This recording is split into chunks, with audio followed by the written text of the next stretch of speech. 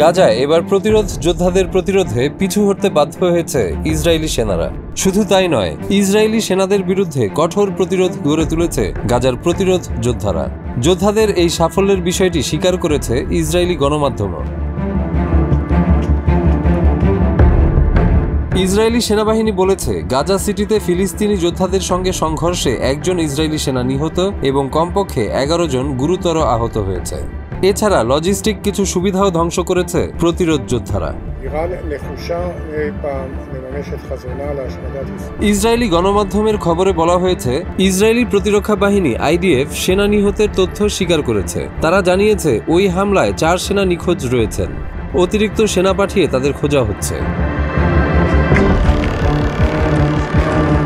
শনিবার আল জাজিরার প্রতিবেদনে বলা হয়, গাজা সিটির জেইতুন এলাকায় হামাস যোদ্ধারা ইসরায়েলি সৈন্যদের উপর অতর্কিত হামলা চালায়। তীব্র গুলিবর্ষণের মধ্যে সৈন্যদের সরিয়ে নিতে ইসরায়েলি সেনাবাহিনী হেলিকপ্টার পাঠিয়েছে। সেখানে থেমে থেমে যুদ্ধ হয়। সর্বশেষ পরিস্থিতি এখনও অজানা। শুক্রবার এ ঘটনা ঘটে।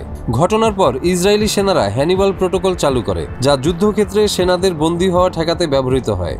হামাসের মুখপাত্র আবু ওবায়দা বলেছেন, গাজা দখলের মূল্য ইসরায়েলি সেনাদের রক্ত দিয়েই চুকাতে হবে। এ ধরনের অভিযানে আরও বেশি ইসরায়েলি সেনা বন্দী হওয়ার সম্ভাবনা বাড়ছে। সর্বশেষ মৃত্যুর ফলে যুদ্ধ শুরু হওয়ার পর থেকে গাজায় নিহত ইসরায়েলি সৈন্যের সংখ্যা 455 জনে দাঁড়িয়েছে। তবে হামাস যোদ্ধারা দাবি করছে, ইসরায়েল সেনা হতাহতের প্রকৃত সংখ্যা গোপন করেছে। নিহতের সংখ্যা আরও বেশি। এদিকে ইসরায়েলকে লক্ষ্য করে ক্ষেপণাস্ত্র ছুড়েছে ইয়েমেনের হুথি বিদ্রোহীরা। তবে সেটি ইসরায়েল পর্যন্ত পৌঁছাতে পারেনি। লক্ষ্যভ্রষ্ট হয়ে ক্ষেপণাস্ত্রটি সৌদি আরবে ভেঙে পড়ে। তবে এ বিষয়ে এখনও সৌদি আরবের কোনো প্রতিক্রিয়া পাওয়া যায়নি। শুক্রবার রাতে ইয়েমেনের ইরান সমর্থিত হুথি বিদ্রোহীদের ছোড়া একটি ব্যালিস্টিক ক্ষেপণাস্ত্র ইসরায়েলে প্রবেশে ব্যর্থ হয়েছে। হিব্রু গণমাধ্যমের খবরে বলা হয়েছে, ক্ষেপণাস্ত্রটি সম্ভবত সৌদি আরবে পড়েছে। ক্ষেপণাস্ত্রটির ধেয়ে আসার সময় ইসরায়েলে কোনো সতর্কতা জারি করা হয়নি এবং কোনো সাইরেনও বাজেনি। এর আগে বৃহস্পতিবার ইসরায়েলের হামলায় বেশ কয়েকজন শীর্ষ হুথি কর্মকর্তা নিহত হওয়ার পর এই ক্ষেপণাস্ত্র হামলাটি চালানো হয়েছে।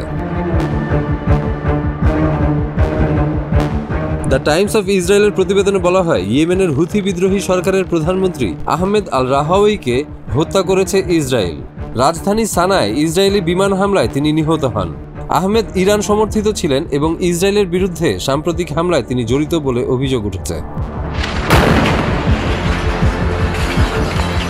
ইয়েমেনের আল জুমহুরিয়া চ্যানেল এবং আদেন আল গাদ সংবাদপত্র জানিয়েছে, হুথি প্রধানমন্ত্রী আহমেদ আল রাহাওয়ি একটি অ্যাপার্টমেন্টে ইসরায়েলি হামলায় নিহত হয়েছেন। পরে তার বেশ কয়েকজন সঙ্গীও নিহত হয়েছেন বলে জানা গেছে। এর আগে বৃহস্পতিবার আলাদা একটি হামলা হয়। 10 জ্যেষ্ঠ হুথি মন্ত্রীকে লক্ষ্য করে হামলা চালানো হয়েছিল। হুথি গোষ্ঠীর নেতা আব্দুল মালিক আল হুথির বক্তৃতা শুনতে রাজধানীর বাইরে একটি স্থানে জড়ো হয়েছিলেন। সে সমাবেশ লক্ষ্য করে সুনির্দিষ্ট হামলা হয়।